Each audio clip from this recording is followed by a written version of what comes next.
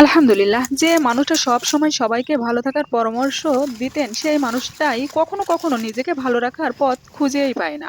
খারাপ সময় তো একদিন না একদিন শেষ হয়েই যায়। কিন্তু আছে। খারাপ সময়ে যে মানুষগুলোর রূপ সামনে এসেছে, তাদের জন্য ঘৃণাটা হুম। সারা জীবন থেকেই যায়।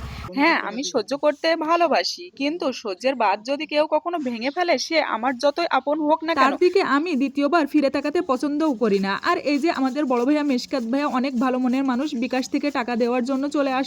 অনেক হেল্প করেন ইনি। সবাই দোয়া করবেন আমাদের এই বড় ভাইয়ার জন্য। আর আপনি কাকে খুঁজবেন? যে সুন্দর করে সাজে তাকে? যে দেখতে অনেক সুন্দর লাগে তাকে খুঁজছেন? আপনি আপনার মূর্খতার কাজ করছেন। কারণ এমন কাউকে খোঁজেন যে আপনার সুন্দর করে বুঝবে, তাকেই সারা জীবনের জন্য জীবন সঙ্গিনী করবেন। যার কাছে অর্থের অভাব হলেও কোনোদিনও ভালোবাসার অভাব হবে না। জীবনটা তখনই সুন্দর ছিল এক যখন বুঝতাম কথায় না হুম। জীবনের মানেটা কি। জীবনটা কিন্তু তখনই সুন্দর ছিল যখন ৳১ দিয়ে ৪ টা চকলেট পাওয়া যেত। সত্যিই ছোটবেলার জীবনটাকে অনেক বেশি মিস করি। ছোটবেলায় ভাবতাম কবে যে আমিও বড় হব, আর ভাবতাম তাদের জীবনটা কতই না সুন্দর। কিন্তু আফসোস, বড় হওয়ার সাথে সাথে সেই ছোটবেলার দিনগুলো অনেক বেশি মনে পড়ে যায়, অনেক বেশি মিস করি সেই সময়টাকে।